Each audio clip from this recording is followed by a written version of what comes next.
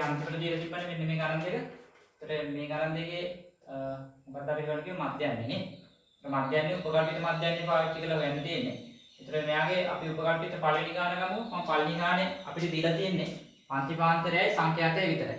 ඒතර අපිට මේකේ උපකල්පිත මධ්‍යන්නේ කියන මොකක් හරි ගන්න බෑ. සාමාන්‍යයෙන් අපිට උපකල්පිත මධ්‍යන්නේ දීලා නැත්තම් අපි ගන්නෙ මොකද්ද? අපි ගන්නේ සාමාන්‍යයෙන් මාතපන්තියේ මධ්‍යයගේ. හරි. එහෙනම් මුලින්ම අපි තමයි මේ මධ්‍යයගේ තීරුව සම්පූර්ණ කරගන්න ඕනේ. දැන් මධ්‍යයගේ තීරුව සම්පූර්ණ කරගමු. මෙයාගේ මධ්‍යයගේ කීයද? 10යි 32 එකතු වුණාම 32යි 32 දෙකෙන් බෙදුනහම 16යි. ඊළඟ මෙයාගේ 23යි 35යි එකතු වුණාම 23යි 35යි එකතු වුණාම කීයද?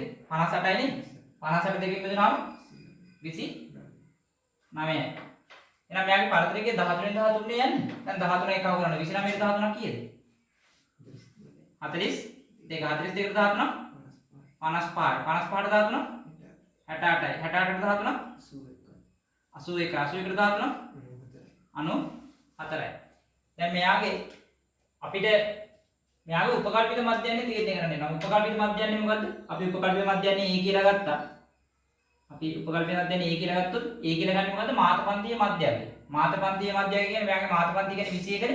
21කට අදාළ පන්තිපාන්තරය කියන්නේ 62යි 74යි. එහෙනම් එයාට අදාළ මධ්‍යයගේ කියන්නේ කීයද?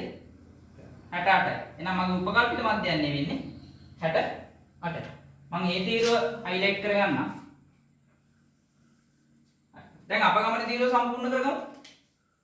අපගමනීය කියලා කියන්නේ මෙයාට සාපේක්ෂව මධ්‍යයගේ උපකල්පිත මධ්‍යන්නේට සාපේක්ෂව මධ්‍යයගේ කොච්චර වෙනසක් තියෙනවද කියන්නේ. එතන 68ට සාපේක්ෂව මෙයාගේ වෙනසක් නැහැනේ. අපගමනීය බිඳුවයි. මෙයාගේ කීයක් අඩු වෙලාද? 13ක් අඩු වෙලා. මෙයාට සාපේක්ෂව මෙයාගේ 26යි. මෙයාගේ 39යි. මෙයාගේ 52යි නේද? 52යි. මෙයාට සාපේක්ෂව මෙයාගේ 13ක් වැඩි. මෙයාට සාපේක්ෂව මෙයාගේ 26ක් වැඩි. දැන් තමයි මේක UI කියලා අපි අලුතෙන් ශ්‍රිතයක් ගන්නවා. UI කියලා කියන්නේ මෙයාගේ අපගමනය පන්තිපාන්තරයක තරම. ඒතර මෙයාගේ හැම පන්තිපාන්තරයකම තරම මොකද කියන්නේ? 13යි වෙනස් වෙලා නැහැ නේ. එහෙනම් මෙයා හැම එකම 13න් බෙදන් යන්න අපගමනය. 52 13න් බෙදුනම කීයද? මේ අපි මේ ඉඳන් පටන් ගමු. මෙයාගේ බිඳුවයි 13 13ම ඍණ 1යි. මෙයාගේ 2යි 39 13 3යි. මෙයාගේ 4යි. ඒතර මෙයාගේ 1යි මෙතන 2යි. 13 13 1යි 26 13 2යි. දැන් බලන්නකෝ දැන් සංඛ්‍යාතත්වයේ ගුණ කරන්න. 4 වරක් ඍණ 4 කියන්නේ ඍණ 16යි.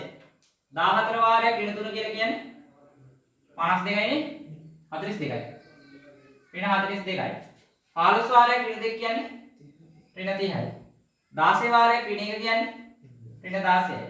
21 වාරයක් බිඳුවයි. 7 වාරයක් 1 7යි. 3 වාරයක් 2 6යි. දැන් ඍණ සංඛ්‍යාට එක වෙන එකව කරමු. ඍණ සංඛ්‍යාට එකව කරොත් කීයද? 8යි 14යි. එකක් ඉතුරුයි 5යි 5යි 1යි 6යි 6යි 9යි 10යි. ඍණ 104යි නේ. මේ ටික 13යි තමයි. එහෙනම් අපි සිග්මා fu ගමු. Sigma fu. සිග්මා fu කියන්නේ වැඩි එකෙන් පොඩි එක අඩු කරන්නේ 104න් 13ක් අඩු වුණාම 89යි නේ. ඍණ 89යි. සංඛ්‍යා තීරුවත් එකතු ගන්න සිග්මා f කියන්නේ කීයද? 4 4 8යි 8යි 5යි 13යි 19යි 20යි 30යි. බිංදුව දැම්ම 3ක් ඉතුරුයි 3යි 1යි 4යි 5යි 6යි 8යි. සිග්මා f කියන්නේ 80යි. එහෙනම් අපි දන්නවා සැබෑ මධ්‍යන්නේ කියන්නේ x බාර නම් x බාර සමාන වෙනම උපකල්පිත මධ්‍යන්නේ ධන අපගමනට මධ්‍යන්නේ මේ cu බාර. මේක නම් අපේ සූත්‍රයේ cu බාර. එතන අපේ a කියන්නේ කීයද? අපි ඒම ගමුකෝ. cu බාර කියන එක ලියන්න පුළුවන්. සිග්මා fi ui බෙදීම සිග්මා fi. දැන් ආදේශ කරමු. a කියන්නේ කීයද? a කියන්නේ 68යි. ධන c කියන්නේ පන්තිපාන්තරයේ තරම කීයද? c වලගේ 13යි. c වලගේ 13යි. 13 වතාවක් සිග්මා fu කියන්නේ ඍණ 89යි. කීයෙන් අපිට බෙදන්න ඕනේ සිග්මා f කියන්නේ 80යි. මේක සුළු කරන්න. මෙයා සුළු කරාම කීයද ළමයි එන්නේ? ඒතර මෙතන 68යි. x bar කියන එක කියලා සමානයි 68 ධන 13 වතාවක්. මෙතන කීයද ළමයි එන්නේ? මෙතන ධනයි ඍණයක් වුණාම ඍණනේ. ඒතර ඍණ 13 වතාවක් 89ට 80 ඒවා. 89ට 80 එකයි. ඉතුරු වෙන 9ක් දශම තිබ්බ 90ට ආපහු එකයි නේ. ඒතර 1.1ක් වගේ එන්නේ. මේක වැඩි කරන්න 68 මෙයා 1.13 වරක් එක 13යි 3 දැම්ම එකක් ඉතුරුයි 13 වරක් එක 13යි එකයි 14යි 14.3. එහෙනම් මේක අඩු කරාම එනවා 10න් 3ක් ගන්නාම 7යි දශමයේ තිබ්බා මෙතන 7යි 7න් 4ක් කියන්නේ 3යි. ඒතර මෙතන අය එකක් කියන්නේ 5යි. එහෙනම් උත්තරේ කීයද? මෙයාගේ මධ්‍යන්නේ 53.7ට සමානයි. අපිට ඉතින් අර උපකාර පිට මධ්‍යන්නේ 55 කියලා ගන්න බැරි. පුළුවන්. ඒ ඕන එකක් ගන්න පුළුවන්. අර අපිට දීලා නැත්නම් අපි සාමාන්‍යයෙන් ගන්නේ මාතපන්තියේ මධ්‍යය. එහෙම නැත්නම් ඕන එකක් ගත්තත් අපිට උත්තරේ එනවා. ඒක ගැටලුවක් නෑ. දීලා නැත්නම් එහෙම විශේෂයක් මොකුත් කියලා නැහැ. අපිට කැමති එකක් උපකල්පිත මධ්‍යයන් කියලා ගන්න පුළුවන්.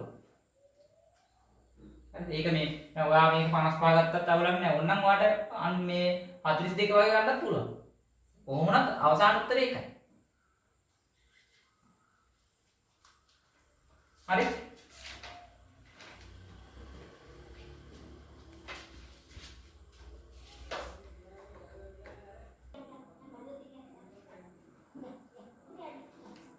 හරි බලමු අපි ඊළඟට. එතන මේකේ මධ්‍යකයේ තීරුව අපි සම්පූර්ණ කරගමු. මෙයාගේ මධ්‍යකයේ තීරුවේ 300යි 309 එකතු කරාම කීයද? එතකොට මෙයාගේ 609 609 දෙකෙන් බෙදුනහම 304.5යි නේ. 304.5යි. මෙයාගේ 310යි 319 එකතු කරලා දෙකෙන් බෙදන්න. ඒකවල 314.5යි කියන්නේ. ඒ කියන්නේ 10න් 10 කියන්නේ. එහෙනම් මෙයා 324.5.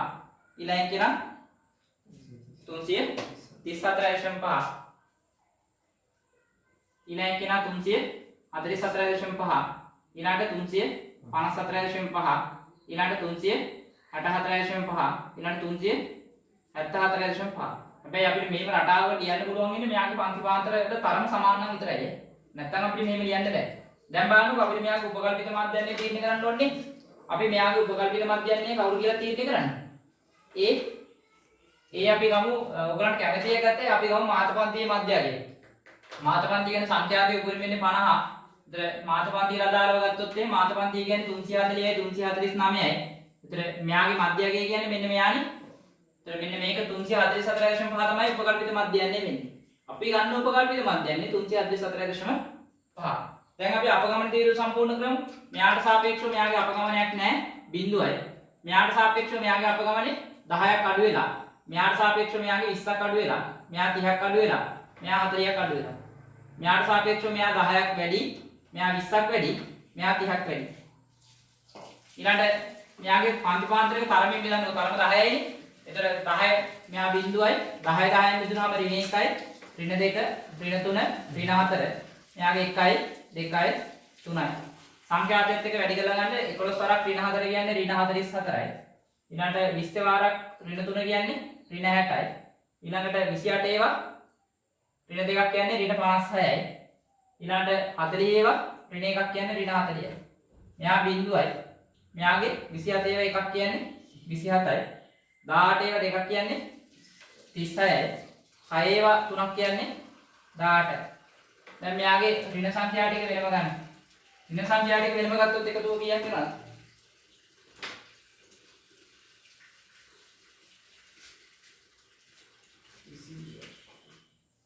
4යි 6යි 10යි බිංදුව දැම්ම එකක් ඉතුරුයි 10යි ඉතුරු එකයි 11යි 16යි 20යි 200යි ඍණ 200යි ධන සංඛ්‍යා ටික ගත්තොත් එimhe 13යි 13යි 8යි 21යි එකක් දෙකක් ඉතුරුයි 2යි 2යි 4යි 4යි 3යි 7යි 8යි ධන 81යි. ඒතර මෙතනින් ගත්තාගේ සිග්මා fu කියලා කියන්නේ වැඩියකින් පොඩි එක අඩු කරාම ඍණ 119යි නේ. මෙතනින් සිග්මා f ගන්න. සිග්මා f කියන්නේ 1යි 8යි 9යි 9යි 16යි 16යි 24යි 30යි බිංදුව දැම්ම 3ක් ඉතුරුයි 3යි 1යි 4යි 4යි 3යි 4යි 2යි 6යි 8යි 12යි 12යි 5යි 17යි 19යි 20යි 200යි සිග්මා f කියන්නේ 200යි. එහෙනම් අපි දන්නවා මෙයාගේ සැබෑ මධ්‍යයන්නේ කියලා කියන්නේ x bar සමානයි a ධන c u bar. එතකොට මම u bar කියන එකට ලියුවේ හැකි සිග්මා fi ui බෙදීම සිග්මා fi කිය. දැන් a කියන්නේ කීයද? a කියන්නේ 344යි 0.5 ධන c කියන්නේ කර්ම කීයද? 10 නේ. 10 වතාවක් සිග්මා fi ui කියලා කියන්නේ ඍණ 119. බෙදන්න ඕනේ කීයද? 200. එතකොට මෙතන එනවා 344.5 ධන බිංදුවේ බිංදුවක් කපන්න පුළුවන්. එතකොට ධනයි ඍණයි ඍණ වෙනවා 119 බෙදීම 20. 119 බෙදීම 20 කියලා කියන්නේ මෙයා ආසන්න වශයෙන් ගමු 344.5 ඍණ දෙකෙන් බෙදුවොත් එහෙම 5යි 19ට 9යි ආපහු එකක් ඉතුරුයි 10ට 5යි. ඒ කියන්නේ 5.95ක් වගේ එන්නේ. 3.44යි 5න් 5.95ක් අඩු කරන්න. ඒතර x bar එනවා. x bar කියලා කියන්නේ දශම 50න් කියන්නේ බිංදුවේ 5ක් අඩු ගන්න බෑ 10න් 5ක් අඩු කරාම 5යි. ඒතර මෙතන 4 වෙනවා. 4න් 9ක් බෑ 14න් 9ක් ගියාම ආපහු 5යි. දශමෙත් තිබ්බා. ඒතර මෙතන 3 වෙනවා. 3න් 5ක් බෑ 13න් 5ක් ගියාම 13න් 5ක් ගියාම 8යි. ඒතර මෙතන ආපහු 3 වෙනවා. ඒතර 3යි 3. එහෙනම් උත්තරේ 338.5 කියලා. 338.5 කියලා උත්තරේ. හරිද? මේකේ මොනවා හරි ප්‍රශ්න තියෙනවද?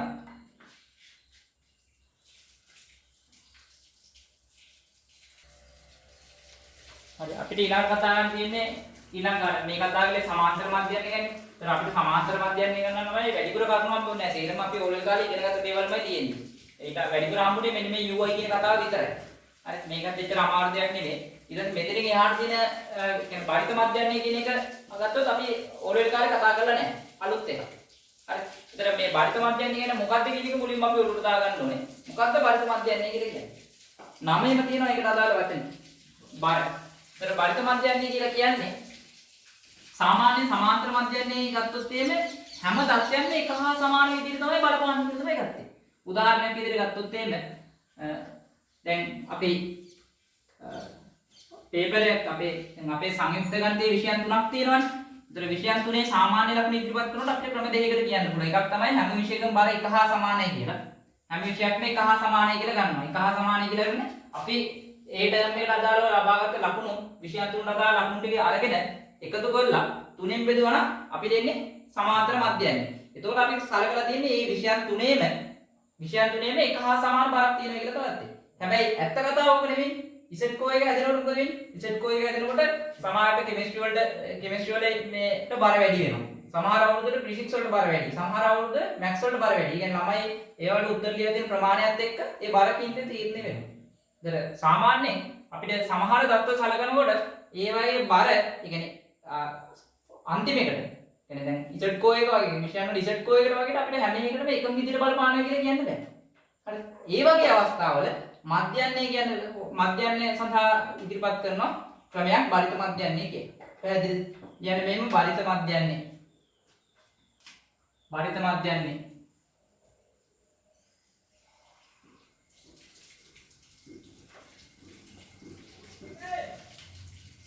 කියන්නේ මේම සමාන්තර මධ්‍යයන්නේ සෙවීමේදී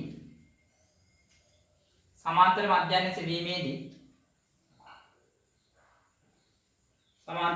සෙවීමේදී සෑම දත්තයකටම සමාන වැදගත්කමක් දෙනු ලැබේ.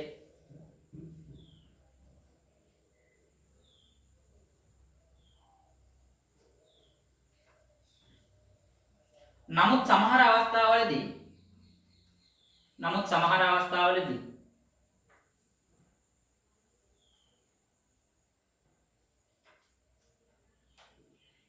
සමහර දත්තවලට වැඩි වටිනාකමක් ලබා දීමට සිදුවේ.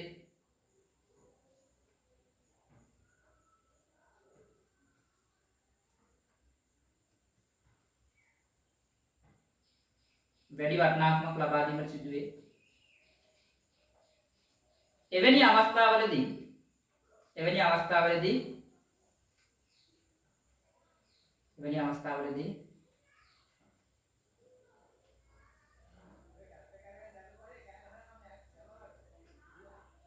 එම සංඛ්‍යාවලට නිශ්චිත බරක් පවරා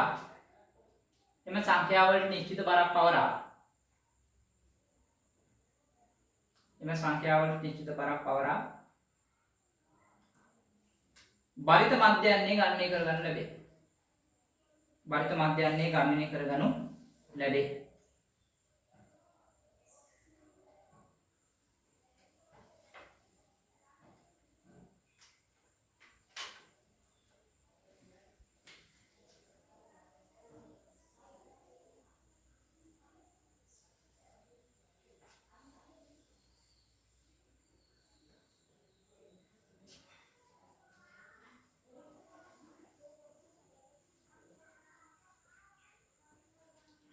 හරි. එතකොට අපි මේ දින අපිට දීලා තියෙන දත්ත x1 x2 x3 x4 කියලා එක එක දත්ත දීලා තියෙනවා. එතකොට මේ එක එක දත්ත වලට එක එක බරක් අපි පවරනවා. මේ x1 කියන එක කෙනාට බර w1 කියලා දුන්නොත්, මෙයාගේ බර w2 කියලා දුන්නොත්, මෙයාගේ බර w3, මෙයා w4. එතකොට මෙන්න මේ වගේ එක බරිත මධ්‍යයන්හි කියන්නේ අපි බරිත මධ්‍යයන්හි x bar කියලා ගත්තොත්. බරිත මධ්‍යයන්හි අපි x bar කියලා ගත්තොත්. බරිත මධ්‍යයන්හි x bar නම් x bar සමාන වෙනවා අර කලින් වගේමයි සිග්මා i සමානයි k ඉඳලා n දක්වා. එතන මෙයාගේ wi xi බෙදීම සම්පූර්ණ භාරයෙන් තමයි බෙදන්නේ. w මෙන්න මේකෙන් තමයි බරිත මධ්‍යයන්හි දාගන්න.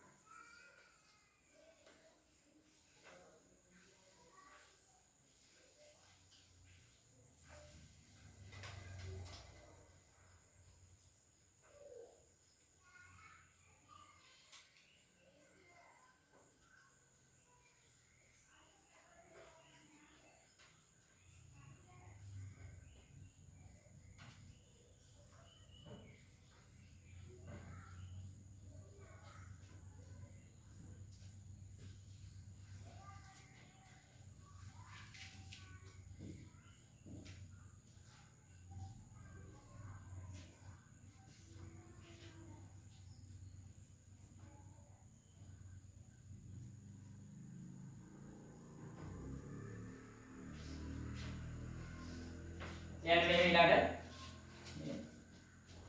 ගැටලුවකදී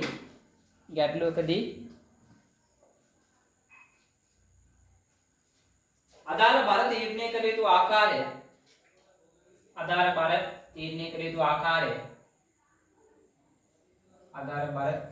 යුතු ආකාරය දෙනු ලැබේ.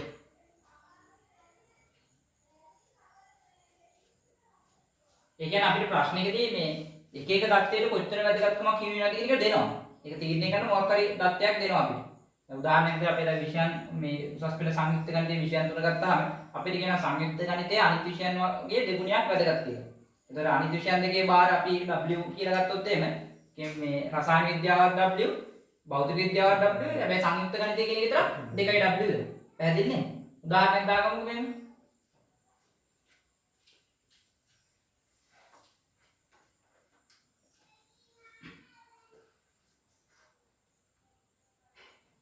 සංයුක්ත ගණිතයේ විෂයන් තුනට සංයුක්ත ගණිතයේ විෂය ධාරාවට අදාළව සංයුක්ත ගණිතයේ විෂය ධාරාවට අදාළව සංයුක්ත ගණිතයේ විෂය ධාරාවට අදාළව සංයුක්ත ගණිතය යන විෂය සංයුක්ත ගණිතය යන විෂය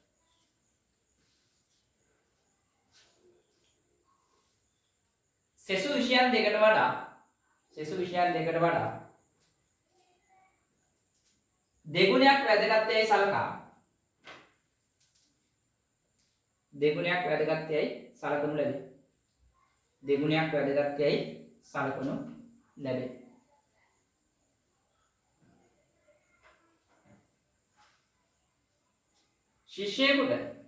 ශිෂ්‍යයෙකුට එක්තරා වාර විභාගයකදී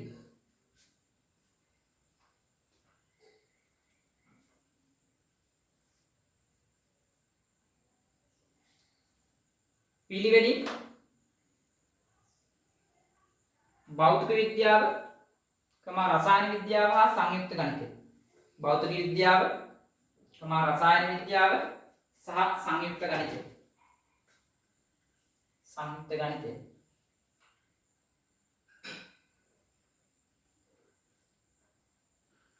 යන විෂයන් වලට ලැබුණු ලකුණු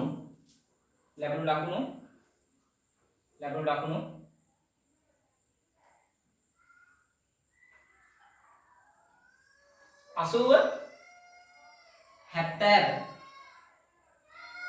සහ 60 වේ. බරිත මධ්‍යයන්ය සොයන්න.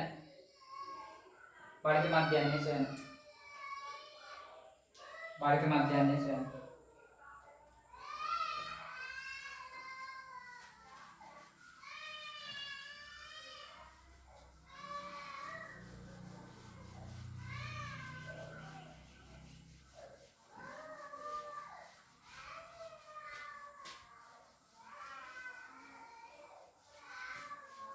इधर बार पावरला छोटी वगुවක් හදාගන්න. එයාගේ බර පාවරලා එතකොට වගුවක් හදාන්න කොහොමද? එතන මේ තියෙන්නේ ලකුණු, මේ තියෙන්නේ බර. එතන මම මුලින්ම ගමු අපි රසායන විද්‍යාව, ඊළඟට භෞතික විද්‍යාව, ඊළඟට සංයුක්ත ගණිතය. රසායන විද්‍යාව ලකුණු කීයද? 80යි. භෞතික විද්‍යාව ලකුණු 70යි. සංයුක්ත ගණිතයට 60යි. එතකොට මේ රසායන විද්‍යාවට බර W නම් භෞතික විද්‍යාවට W නේ. සංයුක්ත ගණිතය විතරයි මේ වගේ කීයක් තුන් ගුණයක් දෙන්නද? දෙක නේද? නම් මෙයා 2යි W වෙන්නේ. හරි. එහෙනම් දැන් මෙයාගේ අපේ x භාගය කියන්නේ මොකද්ද? x භාගය කියන්නේ සිග්මා i සමානයි කියලා එන්ට wi xi. බෙදීම සිග්මා wi.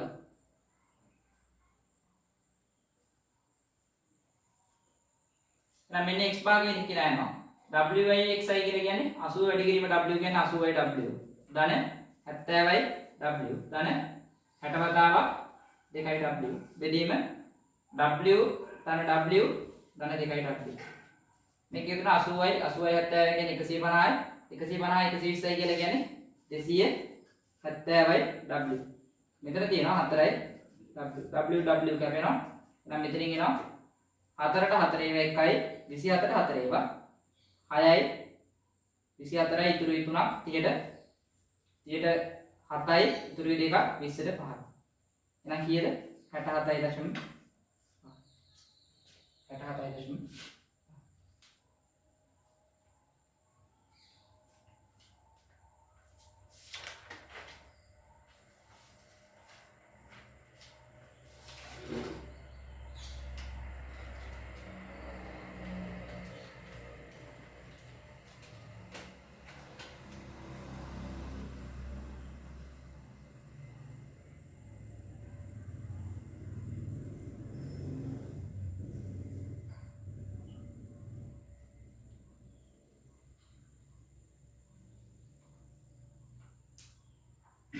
දැන් මේක සාමාන්‍යයෙන් මේ බරිත මධ්‍යයන්ය අපිට හොයන්න පුළුවන් මේ අසමූහික දත්ත සඳහා විතරයි.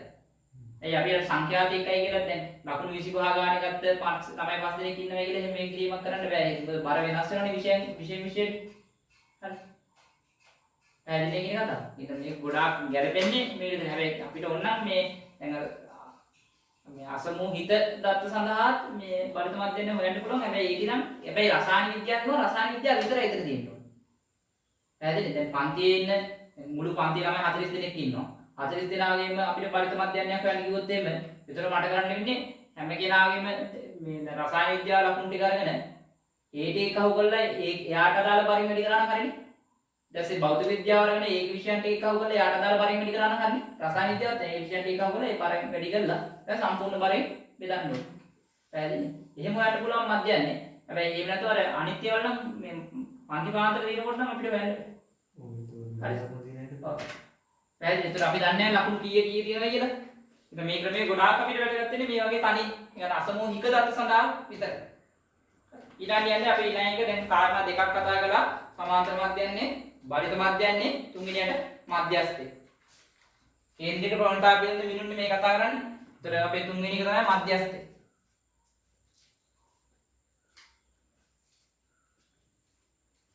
එතන මධ්‍යස්ථය කියන එක කියනත් අපි අර අවස්ථා තුනටම අර්ථ දක්වන දත්ත වර්ග තුනම මොනවද දත්ත වර්ගද අසමෝහික, අසමෝහිත සහ සාමෝහිත දත්ත සඳහා. ඒතර අපි මධ්‍යස්ථය කියන එක මුලින්ම කතා කරමු. මේ අසමෝහික දත්ත සඳහා මධ්‍යස්ථය වෙන විදිහ. මධ්‍යස්ථය කියන එක අදහස මොකද්ද? මැද තියෙන දත්තේ. කොහොම මැද තියෙන දත්තේද? මධ්‍යස්ථය කියලා කියන්නේ දත්ත සමූහයේ ආරෝහණෝ අවරෝහණ හරි මොකක් හරි පිළිවෙලට සකස් කරගත්තට පස්සේ හරි මැද පිළින දත්තේ. පැහැදිලි නේ? හරි. මේව ලියන්නකො. අසමෝහික දත්ත සඳහා මධ්‍යස්ථයේ සිට සමෝහික දත්ත සඳහා මධ්‍යස්ථය.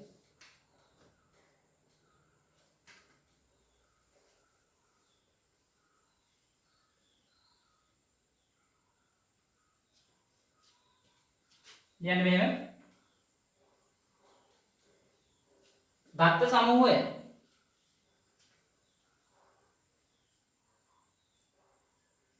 ආරෝහණ අවරෝහණ පිළිවෙලට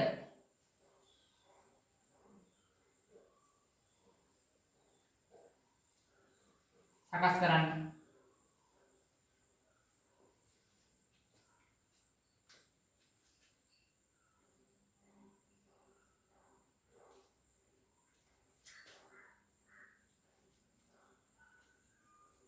එවිට මුළු දත්ත ගන්න සිම්පල් n නම් එවිට මුළු දත්ත ගන්න සිම්පල් n නම්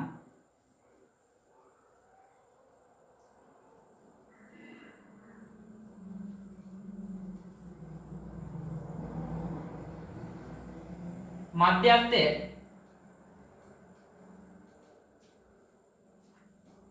පහත සූත්‍රයෙන් ලබා ගත හැකියි.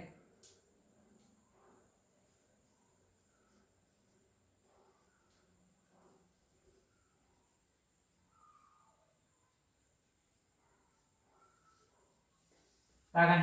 ඒතර අසමෝහික දත්ත සඳහා මධ්‍යස්ථය කියලා කියන්නේ දත්ත ගන්න නම් n ධන එක බෙදීම 2 වැනි දත්තේ.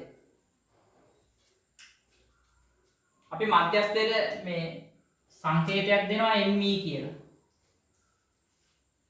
මධ්‍යස්ථයට සංකේතයක් දෙනවා me කියලා.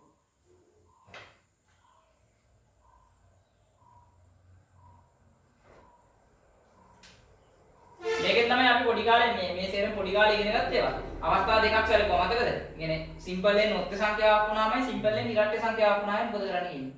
හරි අපි ඒක උදාහරණ දෙකකින් කතා කරමු චූටි කාලේ කරපු දේ. පළවෙනි උදාහරණය ලියන්න 3 5 7 8 2 කී මධ්‍යස්ථයේ සොයන්න. මධ්‍යස්ථයේ සොයන්න. හරි මුලින්ම දත්ත ආරෝහණ පිළිවෙල සකස් කරලා සූත්‍රයට දාලා මට මධ්‍යස්ථය රැකගන්න.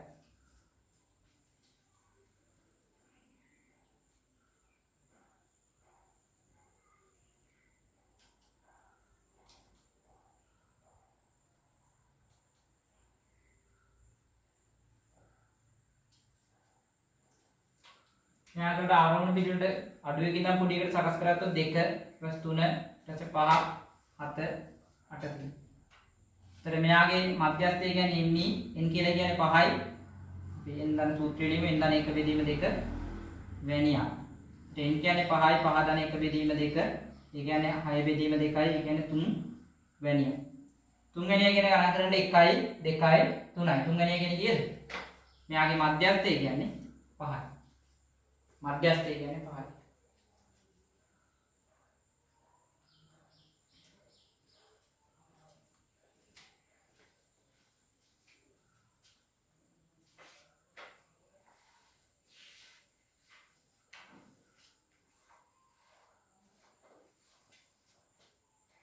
මේකෙත් මධ්‍යස්ථය ගන්න. 8 7 6 5 3 1 මේ මධ්‍යස්ථය.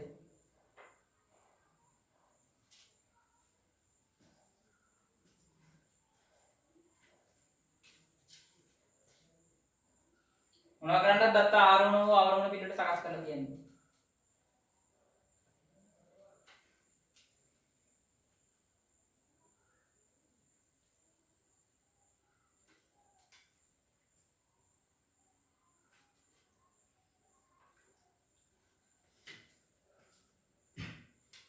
දත්ත පොඩි ගිනන ලොකුට සරස 1 3 5 6 7 8.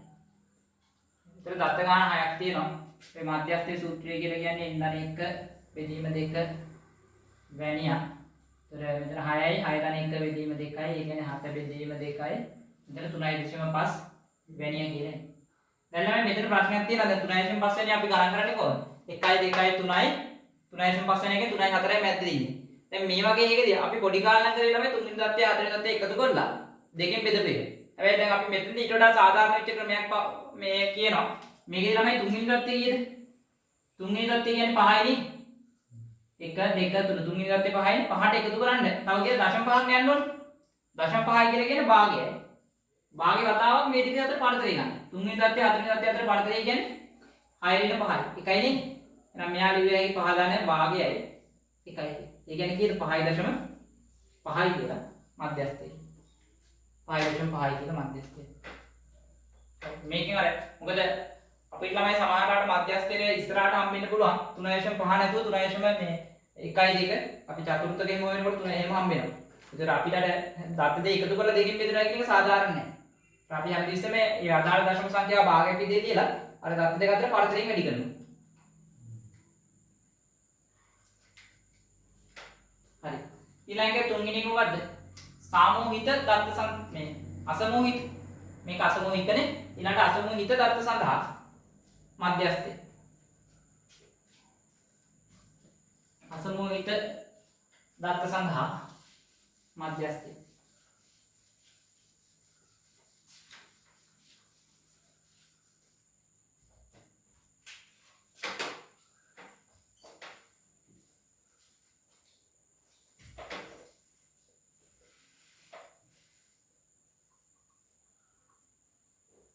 තමයි අසමූහිත දත්ත සඳහා මධ්‍යස්ථය කරනකොට මේකේ අනිවාර්යෙන් දත්ත ආරෝහණ පිළිවෙල සකස් කරන්න ඕනේ. හරි. ලියන්නකො මේ දත්ත ආරෝහණ පිළිවෙල සකස් කරන්න.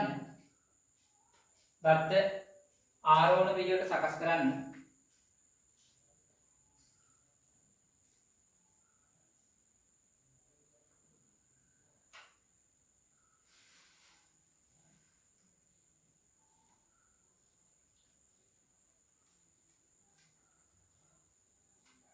මුළු දත්ත ගණන කැපිටල් N නම් මුළු දත්ත ගණන කැපිටල් N නම් මධ්‍යස්ථයේ පහත පරිදි ලබාගත හැකියි.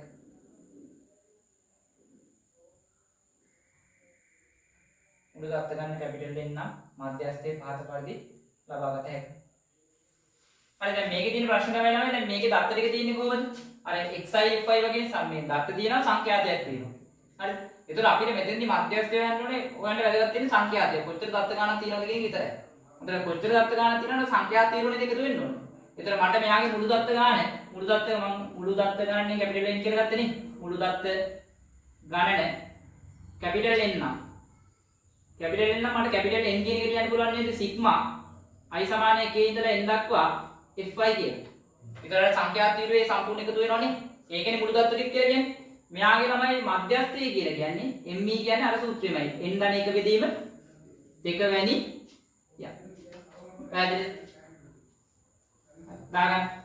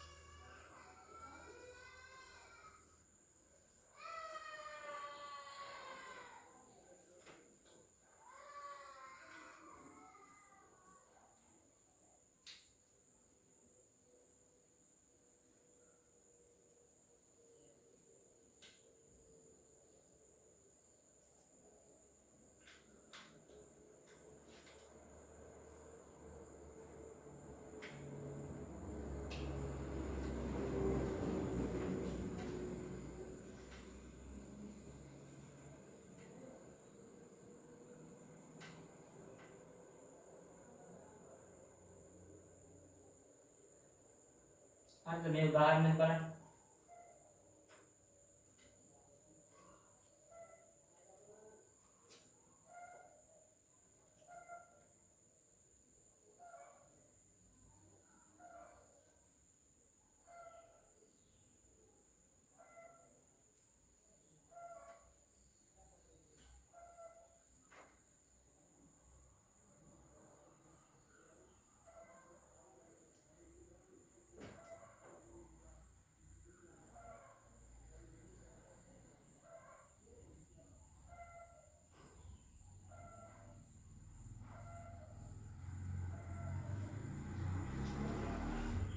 හරිද? එතකොට මෙයාගේ මේ n හොයාගන්න n කියන්නේ සිග්මා fi නේ. සිග්මා fi කියන්නේ මේ ටික කව කරන්න. මේ ටික කව කරාම 7යි 15යි 25යි 25යි 27යි 31යි නේ. මේ ටික කව කරාම 31යි. එහෙනම් අපේ me කියලා කියන්නේ n ධන 1 බෙදීම 2 වැනිය. ඒ කියන්නේ 31 ධන 1 බෙදීම 2 වැනිය. ඒ කියන්නේ 32 බෙදීම 2යි. ඒ කියන්නේ 16 වැනිය. නැත්නම් 16 වෙනිය හොයන්න ඕනේ. 16 වෙනිය කොහොමද හොයන්නේ? මෙයාගේ සමුච්චිත සංඛ්‍යා තීරුව අපි සම්පූර්ණ කරගමු. Capital F. ඒතර මේ වෙනකොට මෙයා කීයක් ඉවර? 7ක් ඉවරයි. ඊළඟ මේ වෙනකොට මෙයා කීයක් ඉවර? මෙතන දෙකට වඩා අඩු කට්ටිය ඉන්නවා. තව 8ක් කරනවා 15යි. ඊළඟට 25යි. ඊළඟට 27යි. ඊළඟට 31යි. ඒතර 16 වෙනිය ඉන්නේ කොතනද? 15න් පස්සේ 25 අතරයිනේ. ඒතර 15න් පස්සේ කියන්නේ 3නේ. එහෙනම් 3 වනේ 10ක් තියෙන්නේ. එහෙනම් අනිවාර්යෙන් 16 වෙනිය කියන්නේ කීයද? 3ම තමයි. දැන් 16 වෙනිය කියන්නේ මෙන්න මෙතන තමයි 16 වෙනිය. 16 වෙනිය. මේ අසමූහික දත්ත වලටයි අසමූහික දත්ත සඳහා දෙකටම මධ්‍යස්ථ වෙන දාලා අපි ඕලෙල් කාලේ ඉගෙන ගත්තා. හරි. ඊළඟ අපි ඉගෙන ගන්න තියෙන්නේ තුන්වෙනි දත්ත වර්ගය සඳහා මධ්‍යස්ථ වෙන එක. ඒ කියන්නේ සාමූහික දත්ත සඳහා මධ්‍යස්ථය. කියන්නේ ඊළඟට සාමූහික දත්ත සඳහා මධ්‍යස්ථය.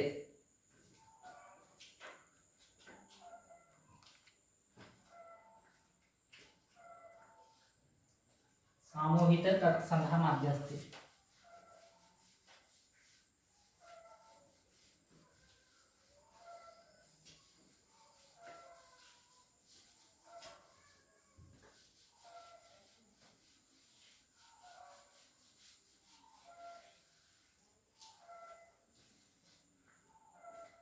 හරි.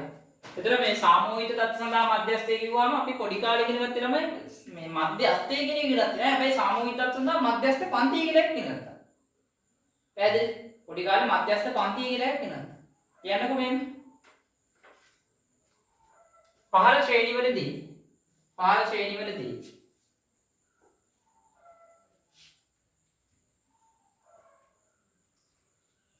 සාමූහික தත්ත්ව සඳහා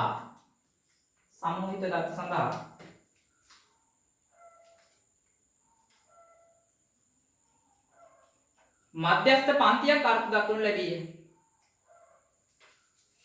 මධ්‍යස්ථ පන්තියක් අර්ථ දක්වනු ලැබීය.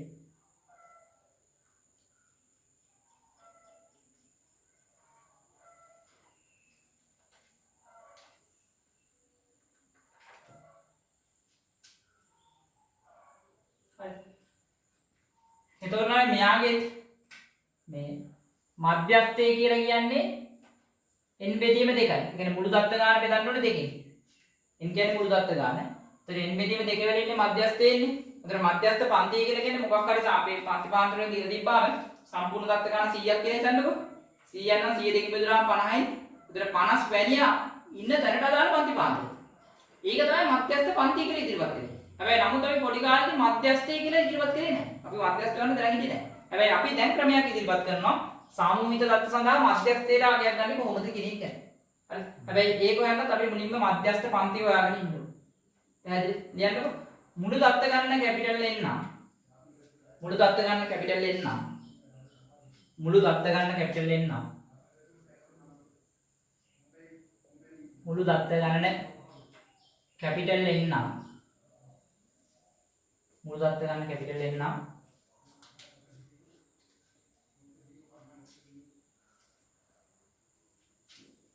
me සමානයි n බෙදීම 2 වැනිය වේ.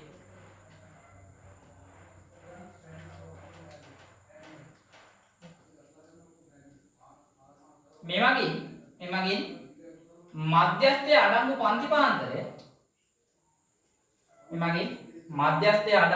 පාන්තරය ලබාගත හැකියි. එය මධ්‍යස්ථ පන්තියයි.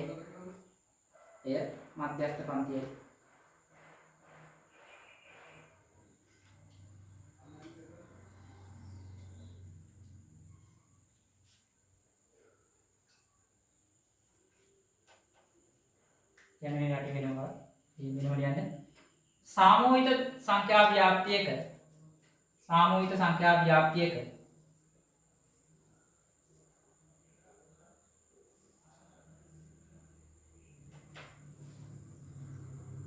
මධ්‍යස්ථයේ සෙවීම සඳහා ක්‍රම දෙකකි.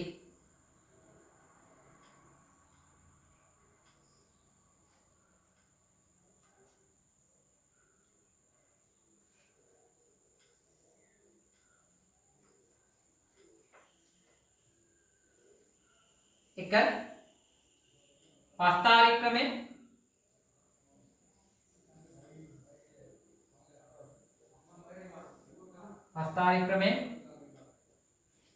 දෙක සමීකරණය මගින්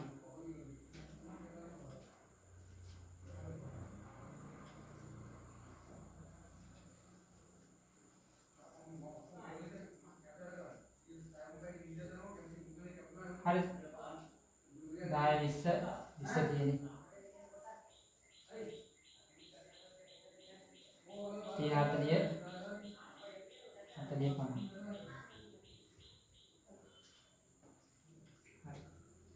මෙයාගේ අපි සංඛ්‍යා දෙක ගමු. මෙයාගේ 7ක් තියෙනවා. මේකෙන් 5ක්, මෙයාගේ 7ක්, මෙයාගේ 3ක්, මෙයාගේ 3ක් තියෙනවා. එතකොට අපි මේකෙන් තමයි අපිට දෙන්නේ පන්ති මාන්තර සංඛ්‍යා දෙක විතරනේ. එතකොට අපි මුලින්ම කරන්න ඕනේ මෙයාගේ මධ්‍යස්ථ පන්තියේ මොකක්ද කියන්නේ හොයාගන්න. ඒ කියන්නේ මධ්‍යස්ථයේ මොකක්ද කියන්නේ හොයාගන්න. මධ්‍යස්ථය කියන්නේ මොකද්ද? ME කියලා කියන්නේ මෙයාගේ සම්පූර්ණ සමුච්චිත සංඛ්‍යා තීරව සම්පූර්ණ කරගන්න මේ වෙනකොට 4ක් ඉවරයි. මේක තමයි සමුච්චිත සංඛ්‍යාතේ අපිට මේ දෙකකට කතා කරන්න ඕනේ. ඒ කියන්නේ අපි මෙයාගේ පස්තාරික ක්‍රමය යටතේ කතා කරනවා නම් පස්තාරික ක්‍රමයේදී අපි කරන්නේ සමුච්චිත සංඛ්‍යාත වක්‍රය දිනව ක්‍රම දෙකකට. හරි. එකක් තමයි මේ වඩා වැඩි සමුච්චිත සංඛ්‍යාව සහ වඩා අඩු සමුච්චිත සංඛ්‍යාත වක්‍රය. හරි. මම ඔය වඩා වැඩි එකයි වඩා අඩු එක සමුච්චිත සංඛ්‍යාත වක්‍රය මොකක්ද කියන එක පැහැදිලි කිරීමක් කරන්න. හරි. හරි. එතකොට මෙයාගේ මේක මෙහෙම ලියන්නම්කෝ. සමුච්චිත සංඛ්‍යාතේ කොටස් දෙකකට ගන්නවා. වඩා වැඩි වඩා අඩු. ඒතර වඩා වැඩි කියන්නේ ළමයි මේකේ 10ට වඩා 10ට අඩු දත්ත කීයක් තියෙනවද? 4යි. 20ට අඩු දත්ත කීයක් තියෙනවද? සෙරම් 9යි. එකතු වෙ යන්නේ. මෙයාගේ 16. මෙයාගේ 19 මෙතන එනකොට 20යි. වඩා අඩු කියලා කියන්නේ මෙයාගේ දැන් සේරම කීයක් කියලා මේ සේරම 20ක් කියන්නේ 20න් මේ හතර ගියාම තව ඉතුරු කී දෙනෙක් ඉන්නවද? 21 මේ 16ක් ඉන්නේ. හරි. එතන මේ හතර ගියාම ඉතුරු කීයද? 16. ඊළඟට මේ පහ අඩු වුණාම කීයද? 11. මෙයාගේ 11 ගත කරනවා 11 ගත කරනවා 8යි. 8න් 3ක් ගන්නවා 1යි. 1 එකක් ගන්නවා 0. පැහැදිලිද වඩා වැඩි එකයි වඩා අඩු සමචිත සංඛ්‍යා දෙක කියන්නේ මොකද්ද කියලා? අපිට පුරුදු ළමයි මේක. එතන මේ තියෙන්නේ මේක අනිත් පැත්තට. හරි? එතන මේකේ තියෙන අපි මේ වෙනකොට කී දෙනෙක් කියලා එතන මේ අඩු කියලා කියන්නේ මේ ටික ඇරලා ඉතුරු ටික වගේ. එතන දැන් 10ට අඩු ඉන්නවනේ මේ 4 දෙනෙක් ඉන්නවනේ. එතන ඒ 4 දෙනා හරියම තව කී දෙනෙක් ඉන්නවද? 16ක් ඉන්නවා. ඊළඟට මෙතන මෙතනින් අඩු ගත්තාම තව 5 දෙනෙක් නැතු වෙනවා. එතන ඒ 16න් ඒ 5 කරනවා 11. පැහැදිලිනේ? ඔව්. හරි. එතකොට මෙයාගේ සම්පූර්ණ දත්ත ගාන කීයද 20යි නේ. සම්පූර්ණ දත්ත ගාන 20යි කියලා කියන්නේ මෙයාගේ උතර n බෙදීම 2 වැනියනේ. උතර 20 බෙදීම 2යි 20 බෙදීම 2 කියන්නේ 10 වෙනි. දැන් මේ 10 වෙනියේ ඉන්නේ කොහෙද? ඈ 10 වෙනියේ ඉන්නේ අපිට පේනවා 10 වැනියේ ඉන්නේ ළමයි. මෙයාගේ ගියේ මේ 10 වැනියේ ඉන්න ඕනේ 9 16 අතරනේ. 9 16 අතර කියලා කියන්නේ මෙයාගේ නම් මෙන්න මේක. එතකොට අපි මේකෙදි ළමයි මේ පස්තාරික මුලින්ම අපි කතා කරන්නේ පස්තාරික ක්‍රමය. ඒතර පස්තාරික ක්‍රමය කතා කරනකොට මේක හොයන්න ඕනේ නැහැ. මම නිකම්ම කිව්වේ ඇයි. ඒතර මම මෙයාගේ ළමයි මේ සමුච්චි සංඛ්‍යාත වක්‍ර පිළියෙල කරනවා. හරි. මෙයාගේ සමුච්චි සංඛ්‍යාත වක්‍රය මේ දැන් වක්‍ර දෙකක් අපිට එනවනේ. වඩා වැඩි එකටයි වඩා අඩු එකටයි. ඒතර මෙතන අපි ගන්නවා ලකුණ නැත්තම් පන්ති පාන්තරය. පන්ති පාන්තරය මෙතන ගන්නවා සමුච්චිත සංඛ්‍යාත. ඒතර බිඳුවයි සමුච්චිත සංඛ්‍යාතය අපි 4 8 12 16 20. මෙයාගේ ලකුණු තියෙන්නේ 10 20 30 40 50. 4. ඒතර මෙයාගේ 10 4 කියලා කියන්නේ මෙතනනේ. ඊළඟට එක 20 9. 20 9 කියලා කියන්නේ මේක අපි.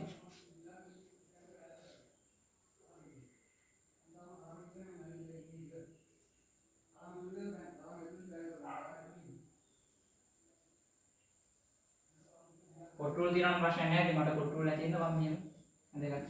ඊළඟ 29 කියන්නේ මෙන්න මේ වගේ තරන්නේ. ඊළඟට 30 16 කියලා කියන්නේ මෙතන. ඊළඟට 40 19 කියන්නේ මේ වගේ තරම්. ඊළඟට 50 20. ඒතර මෙයාගේ සමුච්චිත සංඛ්‍යාත වක්‍රය ගත්තොත් එහෙම මෙන්න මෙහෙම වක්‍රයක් තියෙනවා.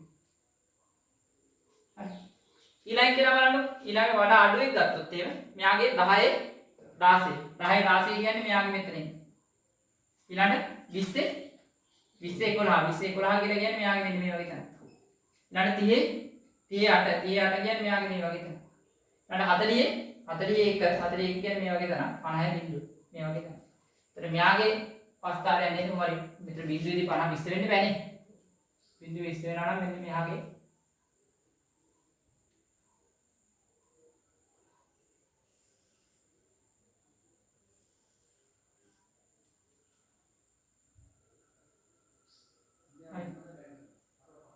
ඔන්නෝම එන්න. එතකොට මෙයාගේ ඔයගොල්ලන්ට පේනවනේ මේ වක්‍ර දෙක කැපෙන තැන. අන්නේ කැපෙන තැනින් පහළට ගියා නම් අපිට එනවා මෙන්න මෙතනින්. මෙන්න පහළට ගියාම මෙතනින් එනවා මධ්‍යස්ථය. මෙන්න මෙතන තමයි මධ්‍යස්ථය තියෙන්නේ. ME කියතියි. හරිද? හරි. මේක තමයි පස්තාරිකව අපි හොයන්නේ. අගේ ඉතින් හොයන්න තමයි මේ පස්තාරය පරිමාණය ගනින්න. පරිමාණය ගනින්න මට අගේ හොයාගන්න පුළුවන්. හරි. මේක ලියන්නකො. පස්තාරික ක්‍රමයේ මගින් මධ්‍යස්ථය සෙවීම. පස්තාරික ක්‍රමයේ මගින් මධ්‍යස්ථය සෙවීම. පස්තාරික ක්‍රමයේ මගින් මධ්‍යස්ථය සෙවීම.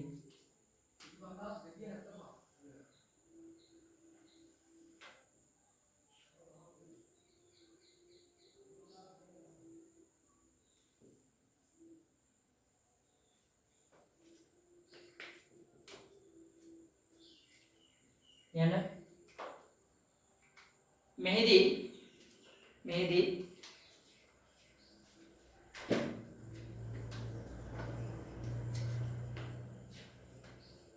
සමුච්චි සංඛ්‍යාත වක්‍ර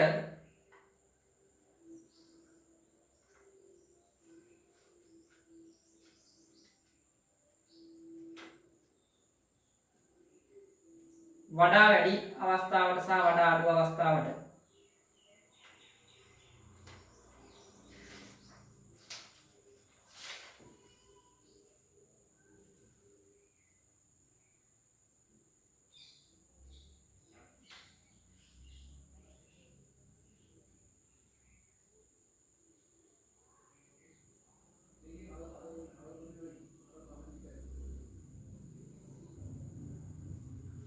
වැඩි අවස්ථාව සහ වඩා අඩු අවස්ථාවට අදාළව එකම සටහනක අඳිනු ලබයි.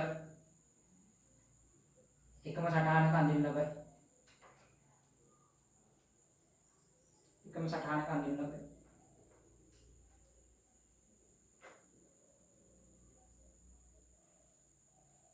එම වක්‍ර දෙකේ ඡේදන ලක්ෂය මගින්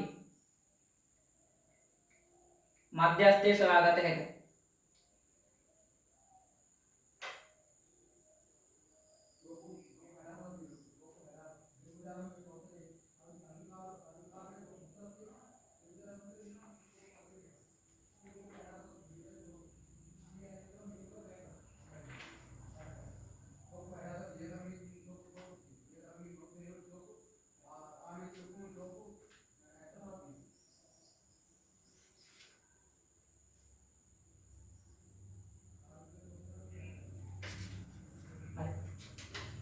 මෙන්න මේ වචන දෙක මාරු වෙන්න ඕනේ මෙතන. මේක වඩා අඩු වෙන්න ඕනේ, මේක වඩා වැඩි වෙන්න ඕනේ. වඩා අඩු, මෙයා වඩා වැඩි. මේ පටන් ගන්න අඩු වගේ, මේක වැඩි වගේ පටන් ගන්න.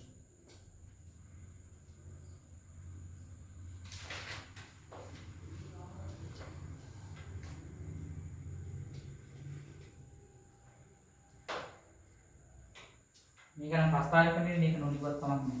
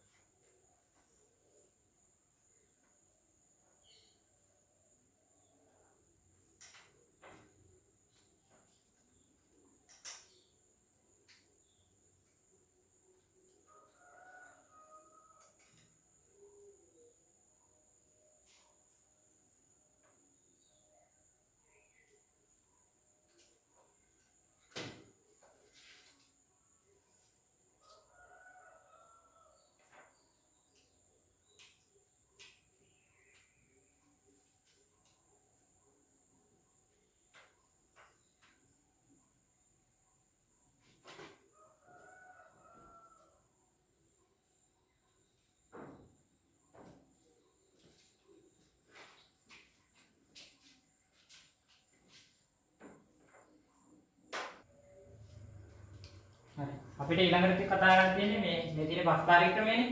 ඊළඟට අපි කතා කරන්න ඕනේ මෙයාගේ සමීකරණය පාවිච්චි කරලා. මේකෙන් තමයි සමීකරණය කරනකොට අපි ඉතින් උපකරණයක් කරනවා මේ පන්තිපාන්තර අතර විචලනයේ රේඛීයයි කියන්නේ. හරි. කියන්නේ පන්තිපාන්තර අතර විචලනයේ රේඛීයයි කියලා කියන්නේ දැන් මධ්‍යස්ථය වෙනකොට අපිට දැන් මේකේ ආවේ 10 වෙනිය කියලානේ. හරි 10 වෙනිය ගන්නකොට දැන් 10 වෙනිය හෙවුවාම මේ පන්තිපාන්තර අතරේ තියෙන්න ඕනේ. ඒතර මේ පන්තිපාන්තර අතර විචලනයේ අපි රේඛීයයි කියලා උපකල්පනය කිරීමක් කරලා තමයි ගන්න හදන්නේ. මේ පිළියන්නද? මධ්‍යස්ථයේ සේම සඳහා සූත්‍රයක් ගොඩනගමු. මධ්‍යස්ථයේ සේම සඳහා සූත්‍රයක් ගොඩනගමු.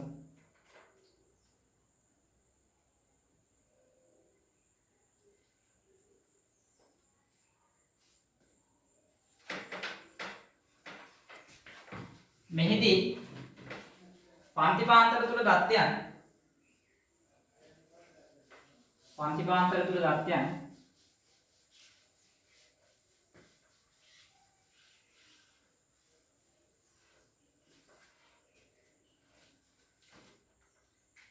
ඒකාකාරව විචලනය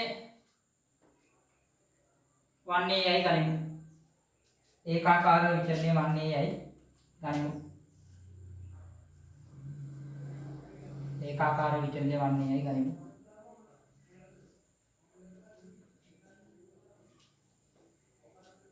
හරි. එතන අපිට කලින් වගේ මෙයාගේ මධ්‍යස්ථය කියලා කියන්නේ n බෙදීම 2 වැනියක්. ඒ කියන්නේ 20 බෙදීම 2යි 20 බෙදීම 2 කියන්නේ 10 වැනියක්. නන්නම මෙයාගේ 10 වැනිය ඉන්නේ කොතනද? සමජි සංඛ්‍යාත වක්‍රය අපි පිළිගන්න මේ සමජි සංඛ්‍යාත තීරු පිළ 4යි මේ වෙනකොට 9යි මේ වෙනකොට 16යි 19යි 20යි. ඒතර 10 වැනියේ ඉන්නේ 9යි 16යි අතර නේ. අනිවාර්යෙන් 10 වෙනිය ඉන්නේ මෙන්න මෙතන. හරි. මම 10 වෙනියට දාලා පන්තිපාන්තරය කියන්නේ මේක. හරි. එතකොට අපි මේකෙදි කරන්නේ රේඛීය විචලනය ගැන ගත්තේ. එතන මේ පන්ති පාන්තරේ පටන් ගන්න කියන්නේ 20. ඉවර වෙන්නේ 30. එතන 20 වෙනකොට නම් මෙයාගේ සමුච්චිත සංඛ්‍යාත කීයද?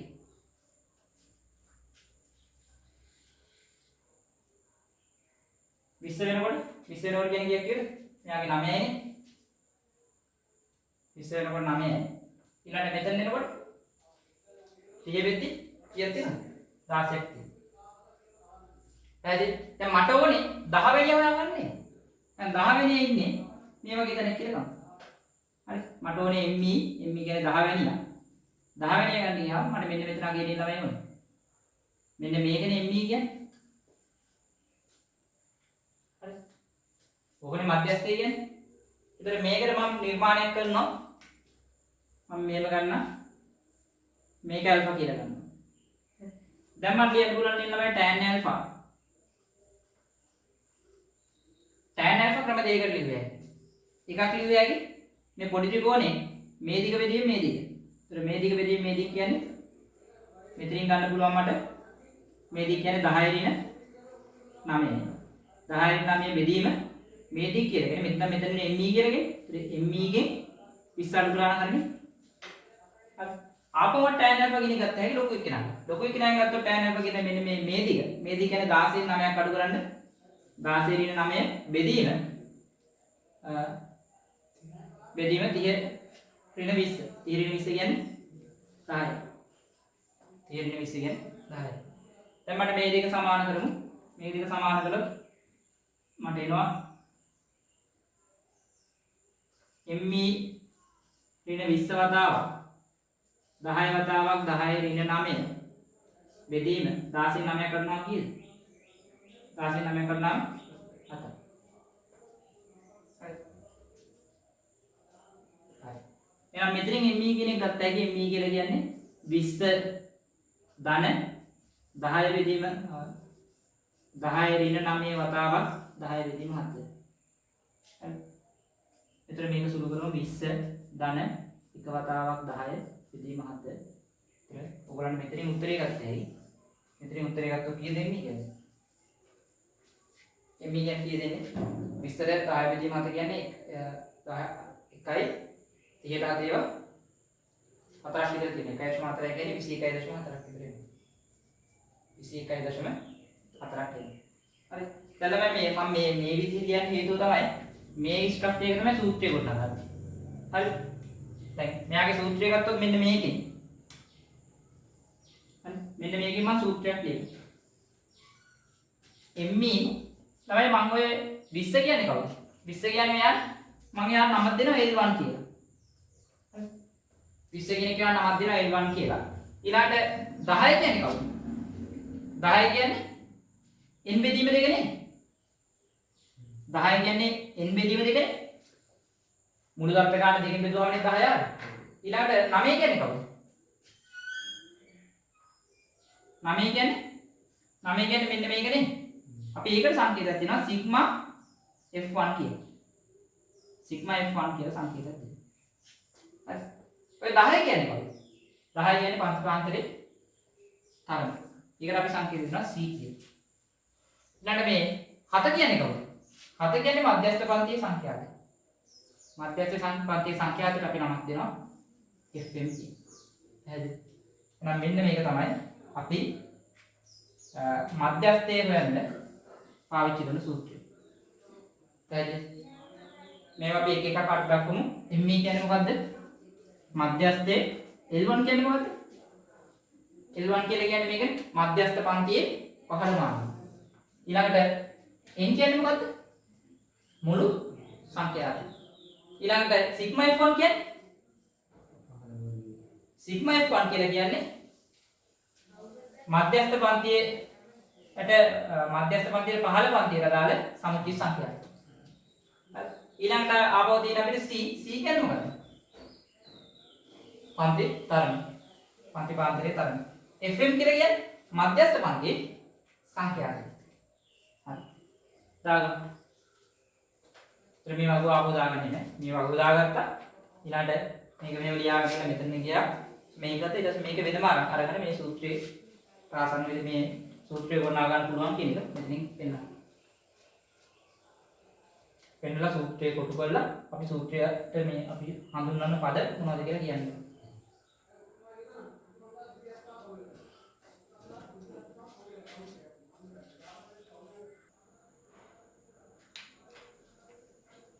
ME කියන්නේ මධ්‍යස්ථය. L1 කියලා කියන්නේ මධ්‍යස්ථ පන්තියේ 15යිම. N කියලා කියන්නේ මුළු සංඛ්‍යාතය. ඊළඟට සිග්මා F1 කියලා කියන්නේ මධ්‍යස්ථ පන්තියේ 15 පන්තියේ සමුචිත සංඛ්‍යාතය. මධ්‍යස්ථ පන්තියේ 15 පන්තියේ සමුචිත සංඛ්‍යාතය. ඊළඟට C කියලා කියන්නේ පන්තිපාන්තරයේ තරම. මෙතන පන්තිපාන්තරය කියන්නේ මධ්‍යස්ථ පන්තියේ ඉරිකනම් වඩා සාධාරණයි. මධ්‍යස්ථ පන්තියේ තරම. FM කියලා කියන්නේ මධ්‍යස්ථ පන්තියේ සංඛ්‍යාතය. මධ්‍යස්ථ පන්තියේ සංඛ්‍යාතය.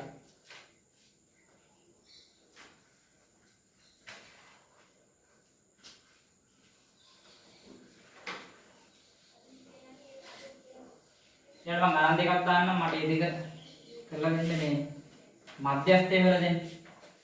මොකද ඔන්න කිලිම සූත්‍රයට ආවිස් වල ගන්න තියෙන්නේ. ආපහු පස්ස ආරෙන් දෙන්නේ මොකුත් නැහැ. පළවෙනි එක පන්ති කාන්තරයේ සංඛ්‍යාත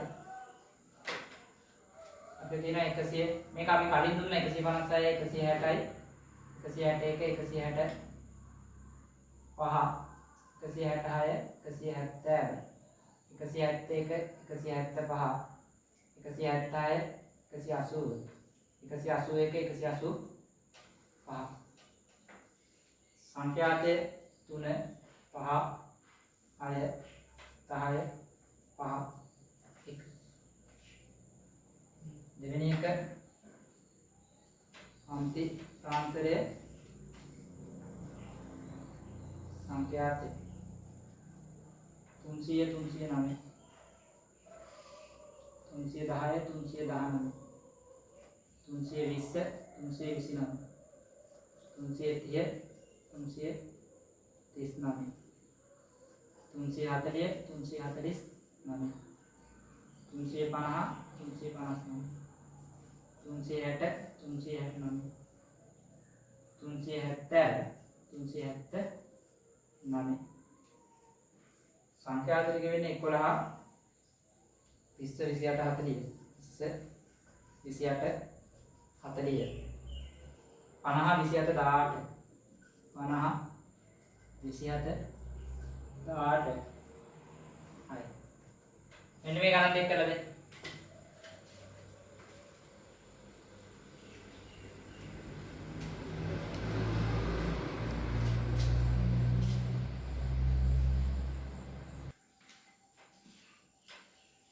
හරි අපි බලමු මේක. ඉතින් මෙයාගේ මුලින්ම සමුච්චිත සංඛ්‍යාතේ පිළියෙල කරගන්න. මෙයාගේ සමුච්චිත සංඛ්‍යාතේ පිළියෙල කරොත් කොහොමද? මේ සමුච්චිත සංඛ්‍යාතේ පිළිම 1 කියලා ගමුකෝ. 1 කියලා ගත්තොත් මෙයාගේ මේ වෙනකොට 3යි 8යි 14යි 24යි 29යි 30යි. එහෙනම් මෙයාගේ මුලින්ම මධ්‍යස්ථ පන්ති හොයාගන්න ඕනේ. කියන්නේ මධ්‍යස්ථයේ පන්ති හොයාගන්න මධ්‍යස්ථයේ කී වෙන්නේ කියලා හොයාගන්න ඕනේ. එහෙනම් මෙයාගේ මේ මධ්‍යස්ථය කියලා කියන්නේ ME.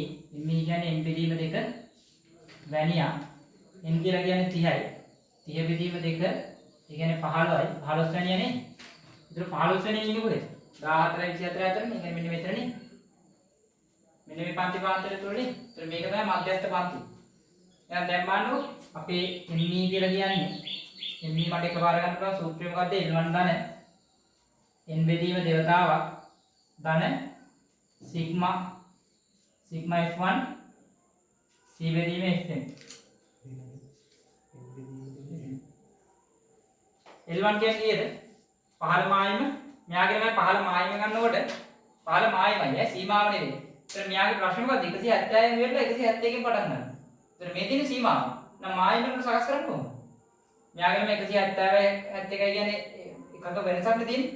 එකෙන් භාගයක් මේකට 0.5 ඉතුරු කරන්න. මෙයාගේ 0.5 කඩ කරන්න. ඒතර මෙයාගේ 170.5 175.5 නේ පන්ති පාන්දරේ. මායිම් වලින් ලියනවා. දැන් මෙයා මායිම් වලින් ලියුවොත් එහෙම මම මේක මෙතනින් මෙහෙම ලියන්නම්. මෙයා මායිම් වලින් ලියුවොත් 170.5 175.5 කියලා ලියනවා. පැහැදිලි? එහෙනම් මෙයාගේ L1 කියලා කියන්නේ 171 නෙවෙයි 170.5. ධන n කියන්නේ 30යි. 30 බෙදීම 2 ඍණ සිග්මා f1 කියලා කියන්නේ මේ මධ්‍යස්ථ පන්තිය මේකනේ. ඒතර මෙයාට අදාළ මේ ඊට පහළ තියෙන සංඛ්‍යාත කියන්නේ 17. සම්පූර්ණ සංඛ්‍යාත කියන්නේ 17. 14 c කියලා කියන්නේ පන්තිපාන්තරේ තරම කීයද? තරම 5යිනේ. තරම 5යි. fm කියන්නේ සංඛ්‍යාතය කීයද? 10යි. දැන් මේක සුළු කරන්න මේ 170.5 ධන 15 ඍණ 14 5 බෙදීම 10. 170.5 ධන මෙයාගේ එක වතාවක් 5ට 5 1යි 10ට 2යි ඒ කියන්නේ භාගය. එක වැඩි කිරීම භාගය. ඒ කියන්නේ 170.5ට එකතු කරන්න ඕනේ 0.5. ඒ කියන්නේ 171යි කියලා උත්තරේ. 171යි කියලා උත්තරේ.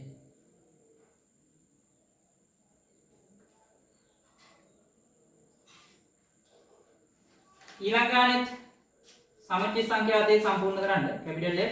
ඒතර මෙතන 11ක් තියෙනවා. ඒතර මෙයා 20 එකතු කරනවා 31යි. ඒතර මෙතන 51යි 51යි 59යි. මෙතන 59යි 40යි කියලා කියන්නේ 99යි 99යි 50යි කියලා කියන්නේ 149යි 149යි 27යි කියලා කියන්නේ 9 7යි 16යි එකක් ඉතුරුයි 6 7යි 176යි 176යි 18යි කියන්නේ 14යි එකක් ඉතුරුයි 8යි 9යි 194යි ඒ කියන්නේ 200. ඒතර මේකට අදාළව මෙහෙ ලියන්න.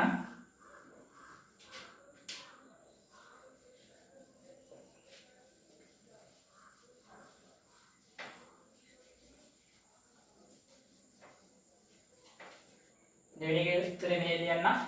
ඒතර මෙයාගේ මධ්‍යස්ථය කියලා කියන්නේ n බෙදීම 2 වැනියක්. ඒතර n කියලා කියන්නේ කීයද? 200යි. 200 බෙදීම 2. ඒ කියන්නේ 100යි. 100 වැනිය. 100 වැනිය කියලා කියන්නේ 100 වැනිය ඉන්නේ කොහෙද? 99යි 149 අතර. ඒ කියන්නේ මෙන්න මෙතන. ඒතර මෙයාගේ මධ්‍යස්ථ පන්තිය වෙන්නේ මෙන්න මෙයා. මේකෙන් තමයි අර ප්‍රශ්නේ තියෙනවනේ. මේ තියෙන්නේ මායිම් දෙවෙනි සීමාවනේ. එහෙනම් මේ මධ්‍යස්ථ පන්තිය ඔක අපිට හදාගන්න වෙනවා මායිම් මැසුරින්. ඒතර මෙයාගේ මධ්‍යස්ථ පන්තිය මායිම් මැසුරින් හැදුවොත් එන්නේ 339.5 අනිත් එක 349.5 කියලා. ඒතර මෙයාගේ අපි සූත්‍රය ලියුවොත් එimhe me සමානයි L1 ධන n බෙදීම දෙවතාවක් ඍණ සිග්මා f1 c බෙදීම fn. එතන L1 කියලා කියන්නේ 15 මායිම කියන්නේ 339.5 339.5 ධන n කියලා කියන්නේ 100 n බෙදීම 2 කියන්නේ n කියන්නේ 200යි 200 බෙදීම 2 ඍණ සිග්මා f1 කියලා කියන්නේ මධ්‍යස්ථ පන්තියේ පහළ පන්තියේ අදාළ සමච්ච සංඛ්‍යාතය ඒ කියන්නේ 99යි 99යි c කියලා කියන්නේ පන්තිපාන්තරේ තරම කීයද 10යිනේ fm කියන්නේ ඒකට මධ්‍යස්ථ පන්තියේ අදාළ සංඛ්‍යාතේ 50යි මධ්‍යස්ථ පන්තියේ අදාළ සංඛ්‍යාතේ 50යි. ඒතර මෙතන නා 339.5 100 ඍණ 99 වතාවක් 10 බෙදීම 50. බිඳුර බිඳුව කපන්න පුළුවන්. ඒතර මෙතන 339.5 ධන 199 කරනවා 1යි 1 වැඩි කිරීම 5යි. ඒ කියන්නේ 339.5 ධන 0.2යි කියන්නේ. 339.5යි 0.2යි කියන්නේ 339.7යි කියලා. උත්තරේ 339.7යි කියලා උත්තරේ. හරි අපිට ඊළඟ කතා කරන්න තියෙන අන්තිම කොටස කේන්ද්‍රීය ප්‍රවණතා පිළිබඳ මිදුම් සම්බන්ධයේ අන්තිම කොටස. ඒ කියන්නේ මාතේ. කියන්නේ මාතේ.